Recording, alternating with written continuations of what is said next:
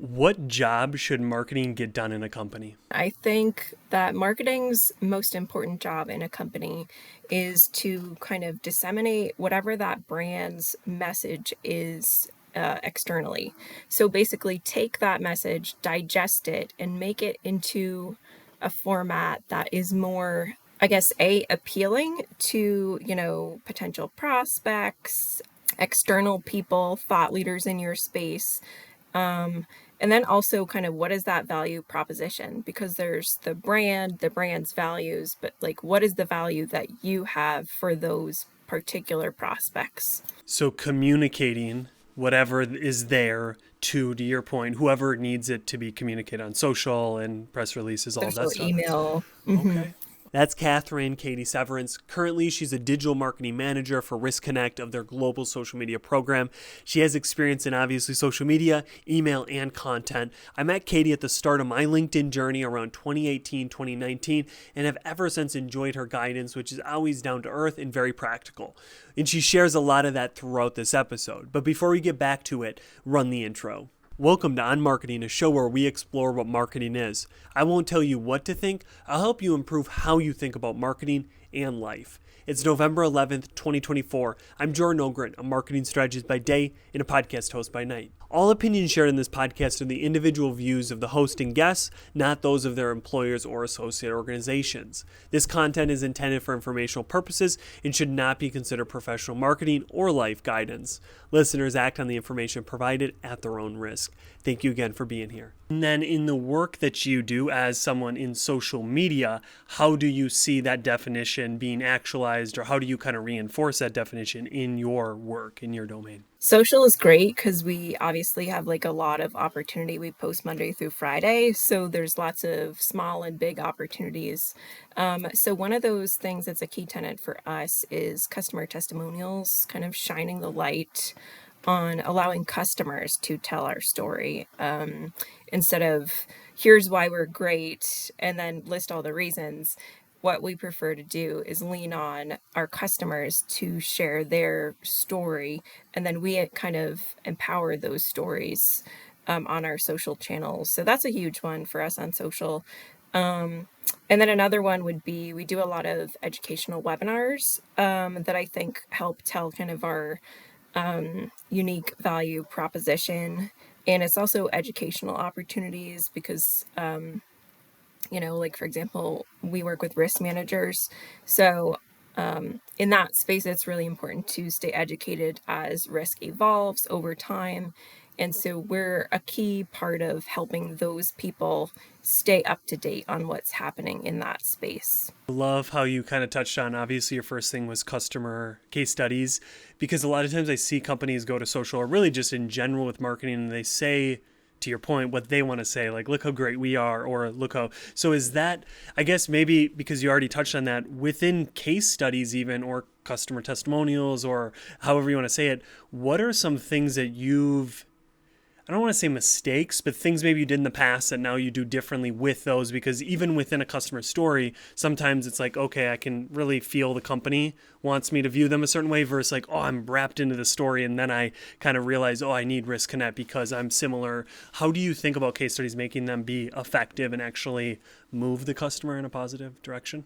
We do two different types of customer testimonial videos. So some of them are recorded at our annual conference, and those are what we call high production level videos.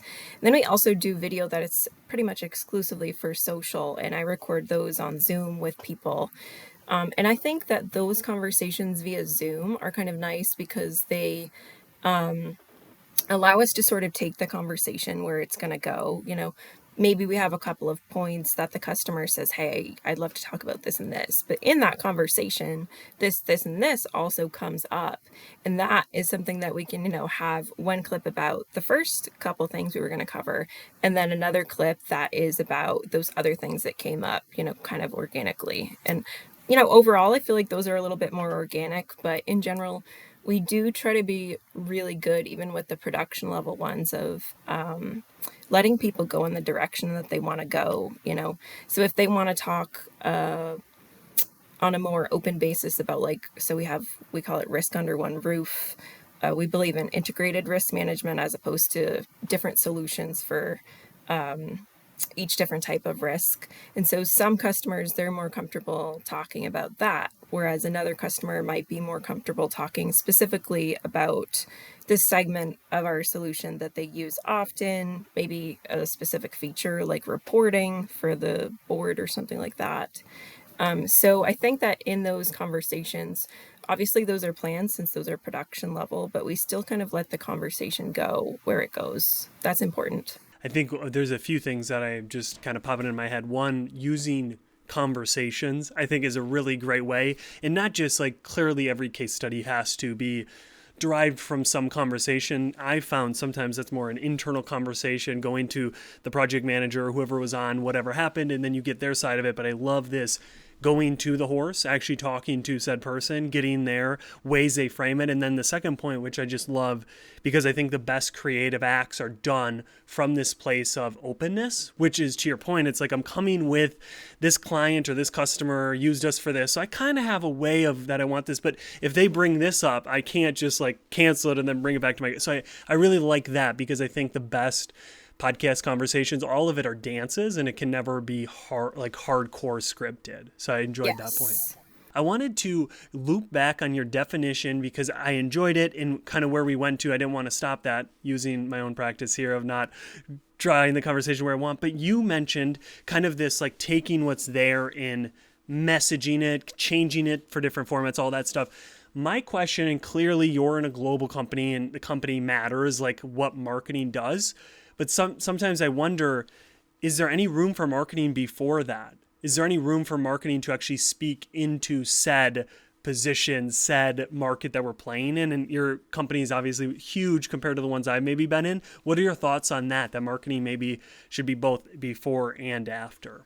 So I definitely agree. And I would say, not to bring it back to the customer conversation, but I think that in a lot of cases, doing that kind of customer marketing is a big part of marketing after you've already sold to the customer and keeping them engaged and making them feel like at Risk Connect, customers matter to us and how customers feel matters. So I think that's an important part of like the end piece of marketing. And then like on the beginning, especially on social, we do a lot in terms of just at the awareness level, creating awareness about a certain problem or a certain solution, especially say as we're going into another year, a lot of companies are looking at their tech stack and saying, hey, where do we have gaps? What can we do to make this risk manager's job easier? If they're currently doing all this stuff on spreadsheets and that's making certain aspects of their role challenging, is there software that could fill that gap? So I love that you're almost using, it's like there's clearly company-wide things that we're trying to do or we're trying to disseminate, as you mentioned, communicate that information.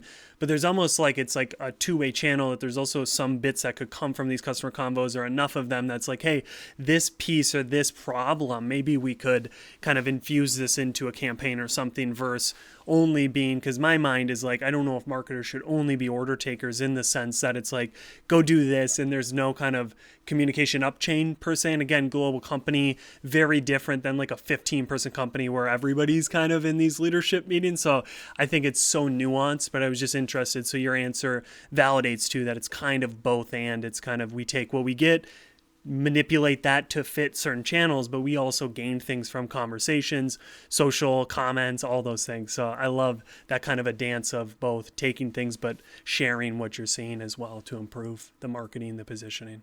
So Katy, maybe this is in social, maybe this is in larger marketing, but in the last 1, 2, 3 years, what is something you've changed your mind on? So maybe you believed X and today you believe Y. It doesn't need to be completely 180, but just something you've slightly shifted your mind on that has outsized proportions in the way that you work today. This is a really good question, and I feel like I'm a hot take person sometimes, but so I guess my like hot take answer to this question is that I feel we've seen a huge drop with email marketing overall as an industry, meaning marketing.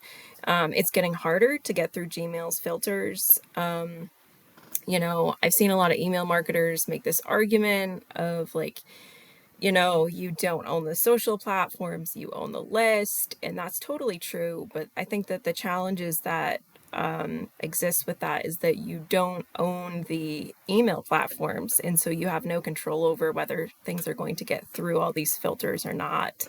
So I just feel like social too, in an age of like where kind of like consent is such a big conversation with marketing. It's great because you personally, with the click of a button, have the opportunity to follow or unfollow a brand. If you don't align with what a brand is posting, you can unfollow them, and it's not hard. It's not like looking for the size, to font at the bottom of an email to unsubscribe, where they then ask you 20 questions before you actually can. And so I love that about social, that I feel like people opt in. I feel like people make a choice to see things in their feed, and the opportunity always exists to choose not to. And I also think that social just I feel kind of like email marketing at this point in time kind of exists in like a vacuum. Like it's kind of like you're hoping you're hoping for an open, from these people that you hopefully chose to subscribe, right? um but with social, just you get close with your audience to like a certain extent. Like I know, customers that I see interact with our content, that I know them by name. You get kind of like a feel for what people are thinking about certain content based on how they engage. There's that back and forth with the engagement on social, and I don't feel like email provides that as much. I mean, you will get like every once in a while like a response to an email, a marketing email, but in 2024, how often is that happening, other than maybe somebody clicks a button if you get lucky? You know what I mean? So I like this hot take, Katie. I agree with you. So maybe help me formulate. You maybe had this idea that email marketing was more powerful, more effective, more relevant than now that you're in the social world and you keep learning and growing. You're seeing it being more use case, but not all use cases. Like it has to be maybe more of a specific reason why we're using email versus going on social, or comparing or combining them, which obviously is like the key, is using like a both and strategy. I primarily did email marketing when I started out as a marketer, because for many of us, it's all about what the people at whatever company we're at, if it's a small team, believe in the most. And to them, it was like, we have so many thousand subscribers on this email list in the CRM. We want to tap this list. And so, that's kind of where I came to marketing from. And I mean, I learned so much doing email marketing about like, what works well for subject lines. And it's definitely fascinating, the analytics side of email. But I think coming to social from email a number of years ago, I kind of saw just a big difference in the way that people engage on social, where it feels a lot more like a close relationship with those people, instead of it's kind of very far removed with your email marketing list, just because you don't hear back from them very often, in all honesty, unless you know them some other way. Like customers, for example. If you have like say an email newsletter, you hear from customers. Sometimes you hear, hey, I love that newsletter or something, in another call. But with other people like prospects, that's a lot more challenging.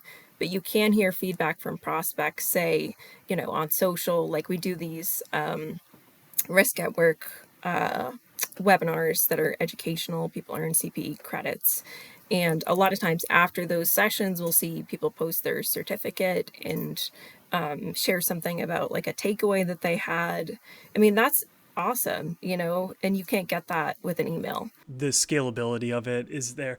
I wonder too, and this obviously is a whole conversation that we can have another time, but like I wonder too if age plays a role, because I follow a few direct copywriters, Ben Settle, a few of them, and I wonder like that, like a certain demographic feels like email is more personal and they'll respond and it's like a letter almost because that's what they grew up in. But for me, and I think a lot of my peers, social's more of that. It feels more of that. So that's where we go, where email, like there's newsletters and so that's maybe it, is it's just like taking a step back and being like, what's the job of email? And I think the jobs that it does has kind of dwindled, where it's like maybe it's a customer newsletter, maybe it's a newsletter for our founder to, but even in the end, I think there's a whole discussion too on that you don't actually own the emails. I mean, technically like Beehive, technically all of these places still, like, because LinkedIn, you can export your contacts now, like you don't have emails or whatever, but I think even that argument I think has frail legs that isn't as strong as I've believed. So then when you brought that up, I was like, okay, I'm not totally alone in this feeling that like I get both sides of it, but sometimes I feel the email people or who's arguing for email isn't like totally realistic or pragmatic. So I like that. Yeah, and it's like one of those hot button issues, and I have good friends that are like their job is email. That's like that's what they live by. They love that, and they're amazing at it, you know. And so I love having those kinds of conversations with other marketers, because I feel like that's how we have true progress of like, you know, we all have these conversations, come to the table together and share our perspectives. And also, you know, maybe they're seeing things in email marketing that I'm not seeing. You know, I do our email newsletter. But other than that, I do social, you know, so I'm not in email every single day. Yeah, I think if there's ever a time when there's sacred cows, it's not good. I think if we can not talk about something, that's an issue. So I agree, though. When there's incentives for it to work, like I have friends in different realms. Yeah, it's always a challenge to be like, I think what you're doing will be like, I don't want to say non-existent, but just it's not as kind of impactful. But I think it's important to your point, because that's how we move forward, is having those tough conversations. So I appreciate you going there with me, as this space is definitely for kind of tension and dissonance. So thank you. Are you ready now, Katy, to get into the life portion of the conversation? I am. If you had to answer the question that I think we all have thought at times is, what is the meaning of life? What's the purpose? What is the job that we should be striving for in life? If you had to answer, and obviously this is your opinion, so don't try to answer for all humans. This is my perspective. This is my 180 here. 'Cause I'm a big you do you kind of person.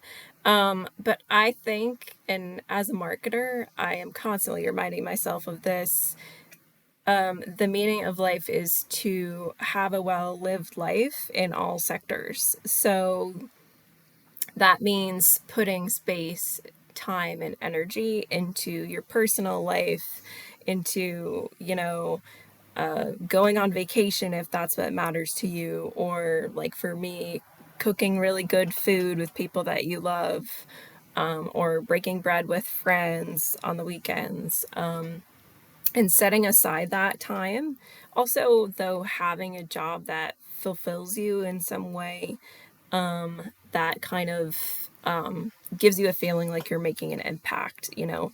Like for me, doing stuff with customers, I love that. It kind of ties the bow for me of why am I doing what I'm doing, and what is the impact that it has, you know, because customers talk specifically about how it's impacting their company. So then there's no question in my mind, you know what I mean, what that impact is. But I think marketers are some of the most driven, hardworking people that I've ever met, who grind. Also, huge props to people that are in the startup space. They grind so hard. That was me a while back, and I have a lot of respect for them.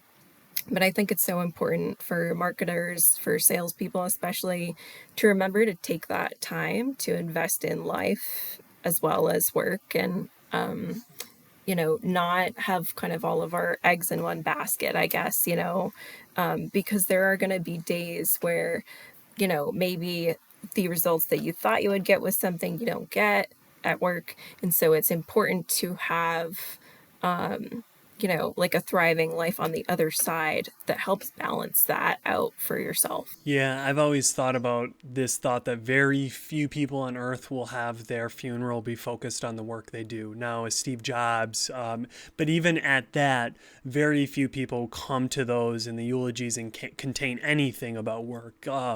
You know, Katy was so good at delivering on time and never missed a deadline. It's going to be like, how did they make me feel? All of those things you just said. Final question, because I could talk to you forever, Katy. What is something in the world right now because everything's changing, it seems, politics, AI, all of it. What do you hope in 10, 15 years is something that doesn't change? So maybe we lost it through COVID or just recently, but something we kind of within a 5-year span had that you hope we have, or something that we currently have today that you just pray is there in the future, because without it, you wouldn't maybe want to be on that planet. I think that it's important to remember. I know we've had a lot of conversations at Risk Connect just because of the way that, say, AI, is impacting a lot of different roles and functions, about how we believe that AI is going to change the way that people in certain roles do their job.